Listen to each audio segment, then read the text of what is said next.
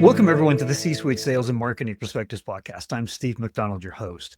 Today, we have a very interesting guest and topic. We're talking with Peter Mullen. Now, Peter, you're a three-time head of marketing, international global leader.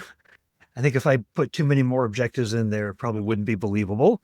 But what you've done is absolutely phenomenal. You've been in Silicon Valley for the last 30 years. So you've been right at the heart of the evolution in technology and marketing and everything that comes out of Silicon Valley. But what's interesting is that you have a really complex personal life too. I'm going to let you talk a little bit about that, but you've done Ironmans. You were a marathon, international marathon swimmer. And in the midst of all of that, you got lung cancer. And I'd love to hear your story, just a little bit about that, because you're a survivor, whether it's in the world of B2B marketing and tech or life. And then we're going to move all that over and we're going to talk about today why, as marketers or B2B C-suite executives, why this growth at all cost strategy is really backfiring on us, right? And what do we need to do about that?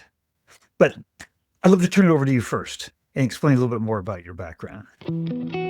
First, I love it. I'm really happy to be here. Thank you, Steve. And I'll give you a little bit of the TLDR because Silicon Valley moves so fast that it's important to mark when people have gotten here and the experiences can change or rather significantly. And my arrival, my origin story in Silicon Valley is that I came from DC as a Capitol Hill journalist. I came out here for a short period of time. That's what I thought. And I happened to land here the very month that Netscape went public in 1995. And for those of you who know history, that's when everything began to change. And that's when technology began to accelerate over the next couple of years. It also means that folks like me, who were here at that time, went through this compression of massive events over the course of the next 15, 20 years. Technology accelerated. We had to change the way we were doing things multiple times. We had the dot-com growth, the dot-com implosion. We had the great financial reset and recession. We had a lot of bumpy things that happened in between. During that period, my story is that I moved into marketing from a content perspective. The first job I got here was working with Gartner for a while, supporting the analysts and helping them put comments in the right place. I used that to pick a startup to grow with. I then got into other startups. This is what you do when you're here. I was really fortunate. I was part of the original group that created Netflix and got that up and running with Netflix through the IPO. And that's important. That's a flag because for me, it gave me this great perspective at an early age that you could take an idea that no one believed in and you could evangelize it and you could turn it into something extraordinary. And that has become a theme throughout everything I've done and everywhere that I've gone. I will talk about different things in a moment, I know, but you brought in the personal stuff, which I really appreciate because it is a defining part of me. It's a defining part of all of us, the things that we don't see on LinkedIn. I was a very robust athlete. I got out of college as a very average swimmer, but I was really good at the long stuff, the multi-hour stuff. And I became part of an international circuit swimming marathons around the world that culminated with swimming the English Channel. And shortly thereafter, I found myself with a lung cancer diagnosis at age 35 with two young kids. And as you can imagine, that stopped everything and changed everything that came after. I get to tell the story, and a lot of people don't get to. I had something that was ultimately curable through pretty aggressive surgery and then a very long recovery and long maintenance and management of it. And in my story, I stepped off the treadmill for a while, or the conveyor belt. My wife had a very good job. I stayed home with the kids because we weren't sure what the future would bring. Gave me perspective of how you rally folks around you. You get them to all help out. You pitch in. Got me a perspective of what's important in life. And I've carried that with everything that I've done in the marketing world ever since. One part of your story that you didn't tell there is that after your lung cancer, you did what, 3 Ironmans? Yes, not very fast, but it was super important to me that if I had the chance to carry on with my days and I got a chance to be strong again, I wanted to prove to people that someone who had half the lung removed and a lot of the stuff around in my torso would be able to go out and do an Ironman. And it was. I was able to do 3 of them. Now, as a swimmer, it also had this secondary incredible value that could be very close to the front in an Ironman, because the way triathlon goes is it's swimming, biking, and running. So I would get all my glory in the first 10% of a race and then spend the rest of the entire day having old people pass me, having young people pass me, having women pass me, men pass me, grandmas, grandpas. And it was a extraordinary experience to say, hey, it's not about competition. It's about finishing this thing with a smile. And I did. Here's what I take away from all of this is that you are persistent, you are a survivor. And what we're going to talk about here today is how we survive as B2B companies, something that is one of the biggest challenges I think that we've faced. And you and I have agreed on this. And here's what we're talking about. We're in a trust epidemic. And you've got some stats I want you to share. There's an Edelman LinkedIn study that talked about that B2B buyers think that over 60% of us as selling organizations are intentionally misleading. There's another study that talks about the evidence gap and that 74% of B2B buyers don't trust the customer evidence that we present to them. Our brands are trust marks. We're supposed to be trusted advisors when we're in this buying journey in holding hands together. And if you look at worldwide, trust is going down in society, but in the B2B world too. The US is the worst. Europe is not far behind. So the key question is, and I'd love to hear a few of the other stats that you've got here, is what do we do about that? Status quo is not the answer, but what do we do? So I'd love to start out with just what your perspective is on this trust issue that we're facing today. I will butcher the transition. I'm going to do it anyway. I'm going to convert that from doing 13, 15-hour races where you are next to strangers and you rely on them constantly for help. Because one of the last things I said is you're not competing against them. So what are you doing if you're not competing against them? You're partnering with them. And so in that metaphor right now, we're on a journey together, and that's not what is happening in the buyer world. You're not, more often than not, on a journey. More often than not, even has a hint or a tinge of being adversarial. You're not. You are a buyer trusting the people who are trying to sell. The stat that you gave is stunning, and there are many other stats like that indicating levels of trust that people will see statistics, perhaps third-party statistics, and still not believe them. I'm going to talk for the rest of this conversation about B2B marketing. And as you noted, I've led marketing organizations with 3 global companies in the space of BPO, one of the world's largest customer contact center organizations, in a benefit company that did earned wage access, providing money to low-income workers so they could make it between paydays and put payday lenders out of business, where we had thousands of businesses trying to figure out how to help their workers, and most recently with a conversational AI company. All of this has several of these themes about your erosion of trust. In many ways, we can just speak at the highest level for a second that there's a global erosion of trust. We can also acknowledge that in the space that we live today in 2025, we can pick up any piece of information that we want at a click of a button or speaking into a microphone, no matter how small. When you have access to everything, how do you discriminate between what is correct and what is not correct, what is real and what is not real? That's the state that the world is in. And frankly, that's not going to change. If anything, we, the humans, are going to have to get better at parsing that out. And then as the sellers and the buyers and the people engaged in this B2B dance of trying to find the right connection and partnership, there is a lot of organization rules and perhaps review of those rules of how we want to proceed going forward. I was super high level, but I know we're going to talk very tactical in a second about some of this stuff. Yeah, you had mentioned in our previous conversation that one of the things that's gotten us to the point where we're at right now is this mentality of growth at all costs. And I wanted you to explain what you meant by that, because it's directly related to everything we're talking about here. Yeah, and this is a pretty large concept that is moving through the marketing and the sales ecosystems today, really reflecting where we are coming from after the past 10 years. And if you think about the true growth of technology, SaaS software, and you pin it toward Mark Andreessen more than a decade ago, writing Software Eats the World as a thesis. All of that actually came true and happened. And the growth at all costs concept as a concept is that we were able to surge forward and deliver solutions to organizations around the world that transformed their business. We were able to do it at a speed that was almost unprecedented. And SaaS, software as a service, gave us that ability to be flexible.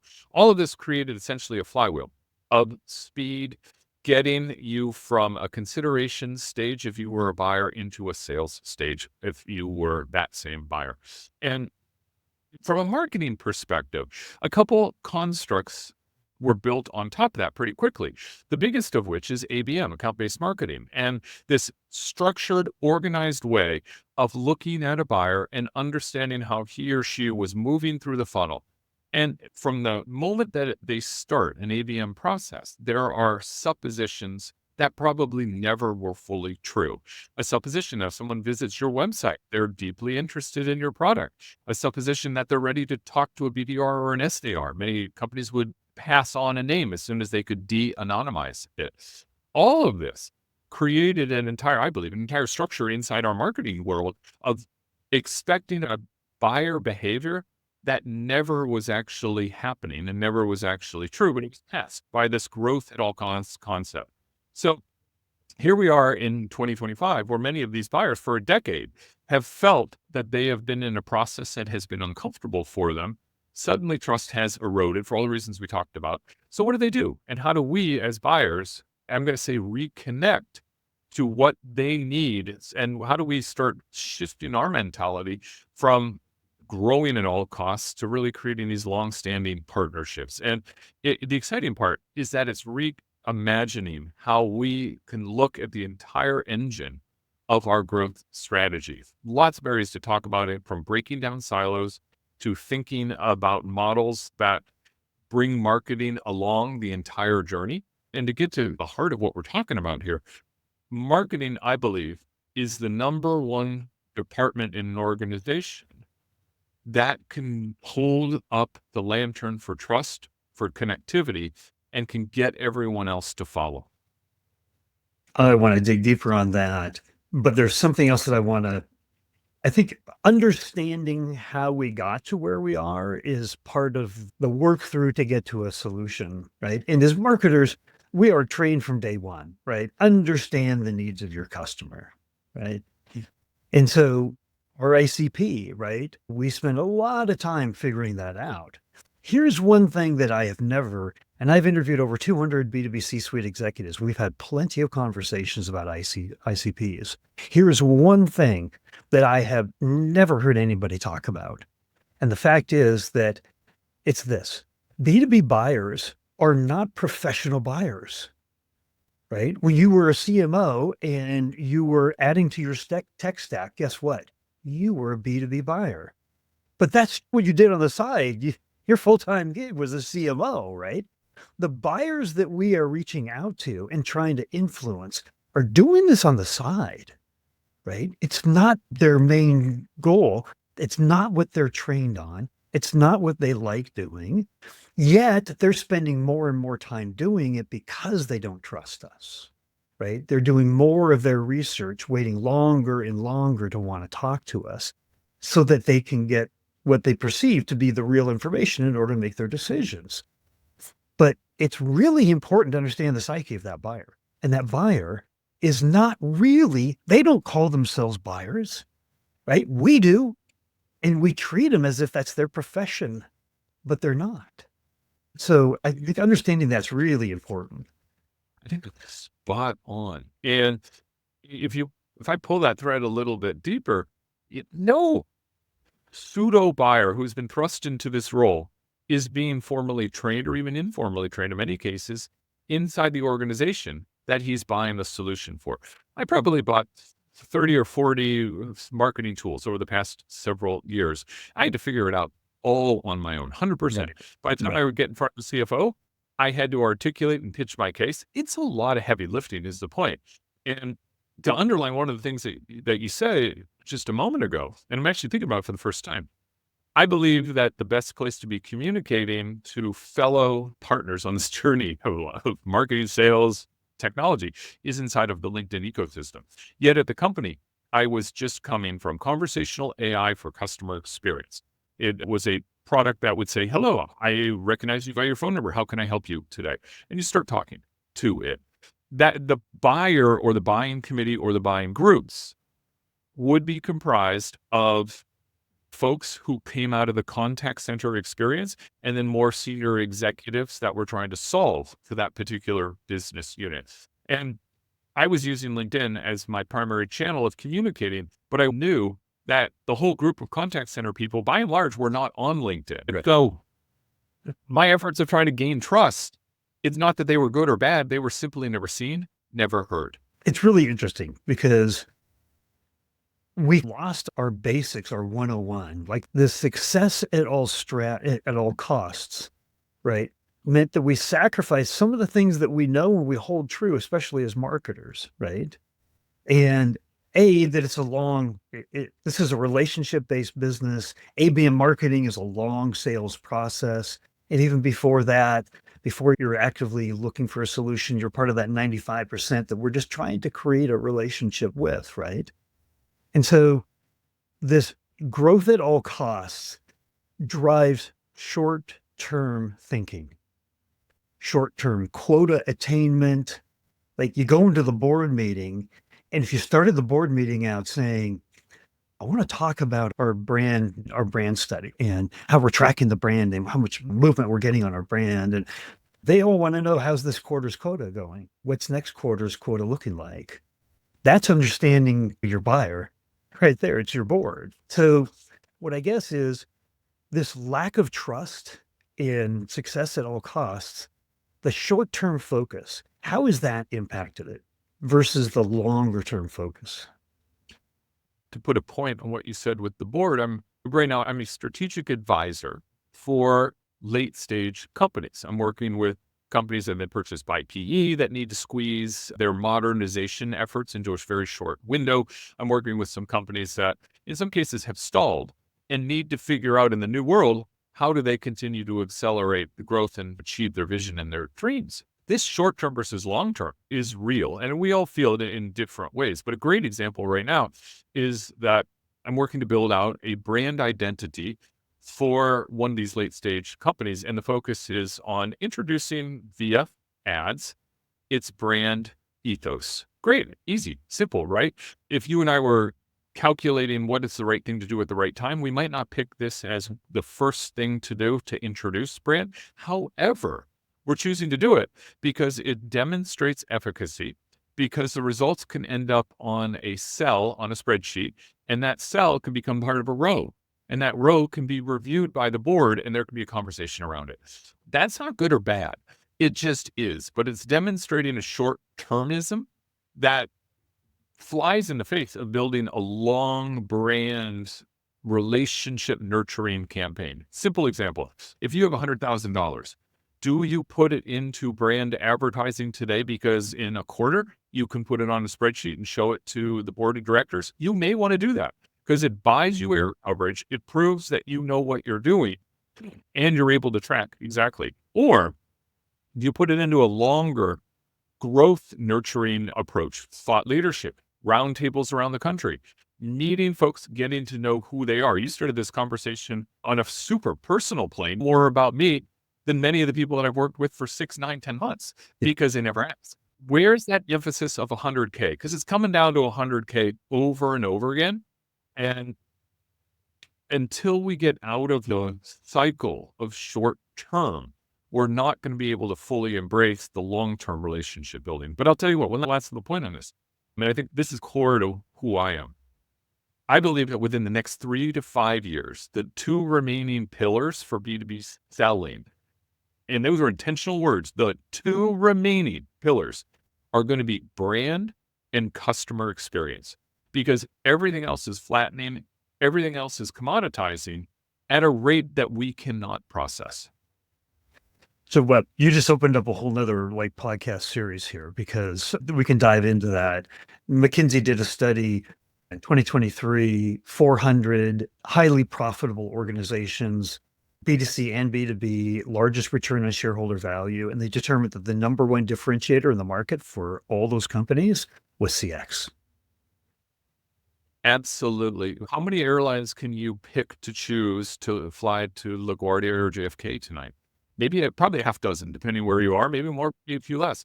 And you make that decision based on the customer experience, right?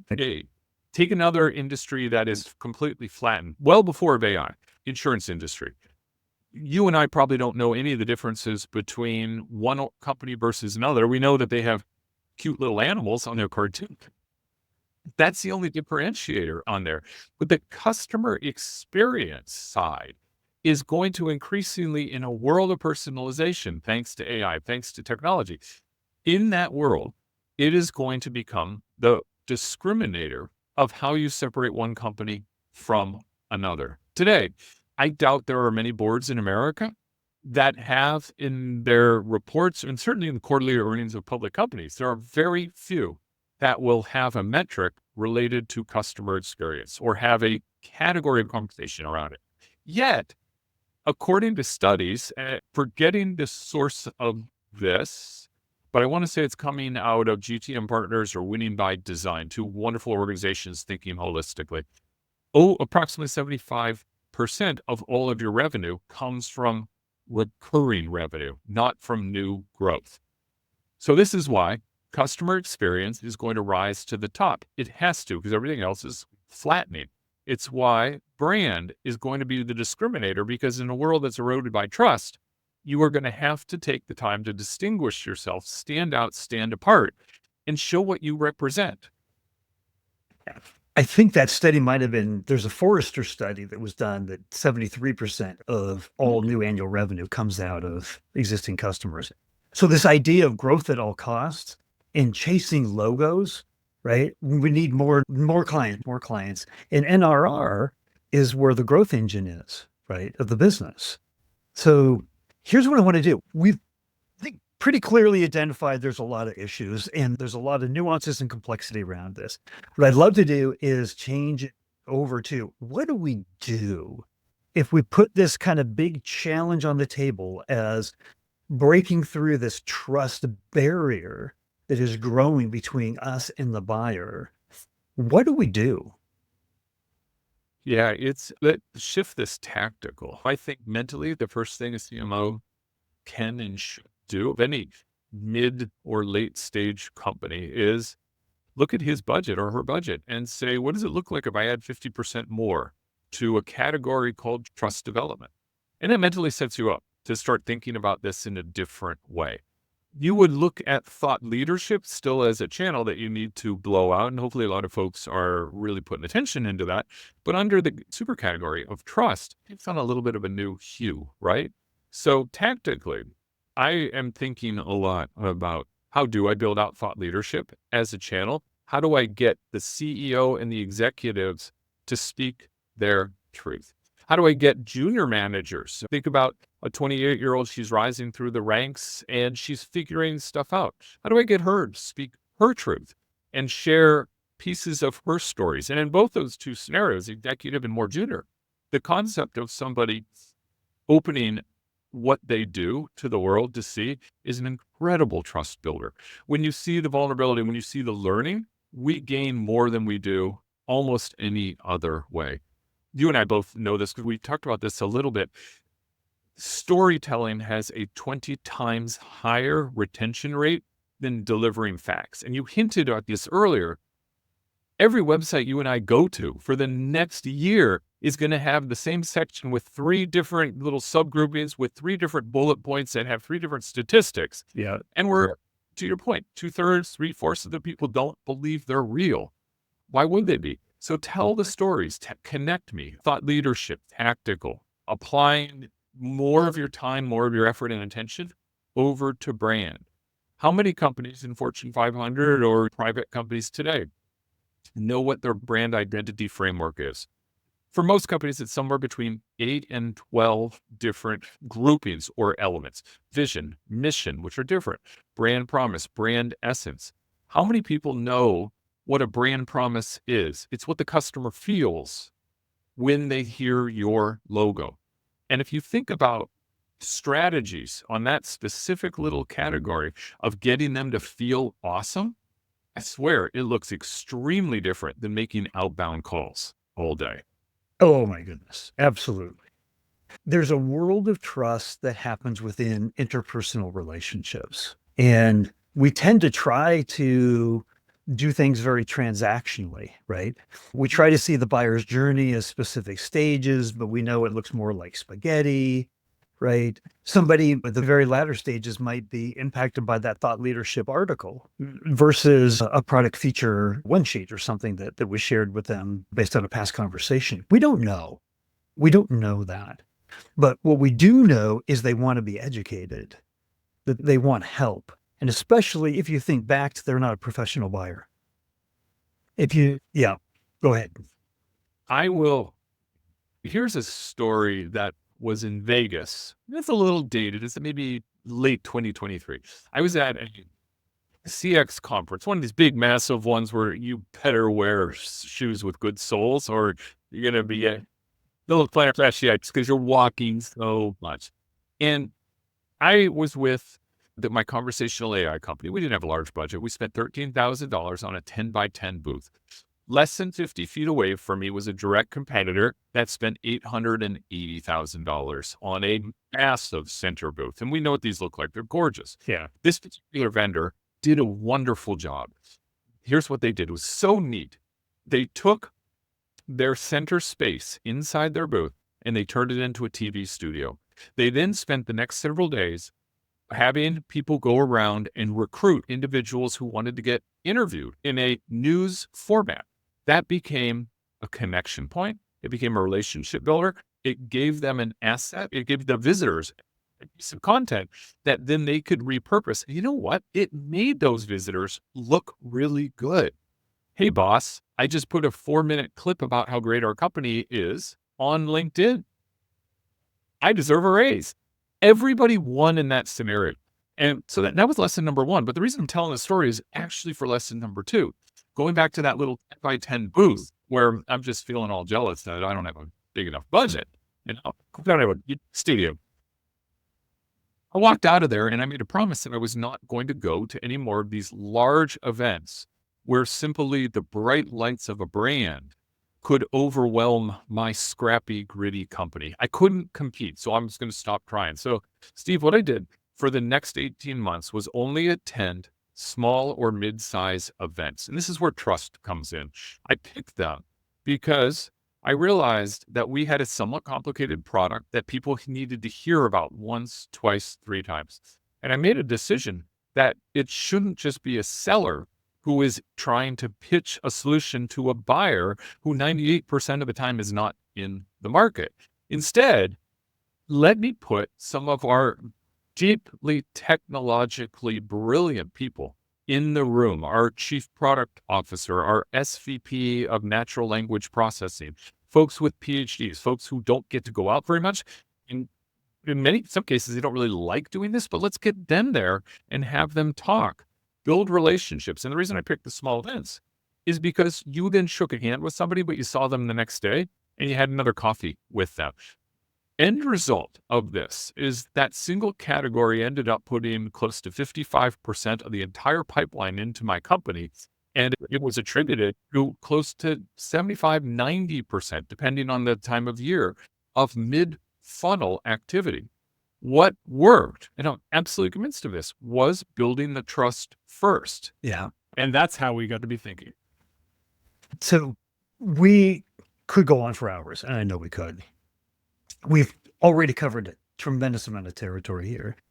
I just want to ask you one last question. And this question is, if there was one thing that you wanted the audience to take away from this podcast, what would be the one thing? The one thing, as marketers, we should not be limited to that pre-funnel front end of the funnel handoff modality that currently exists.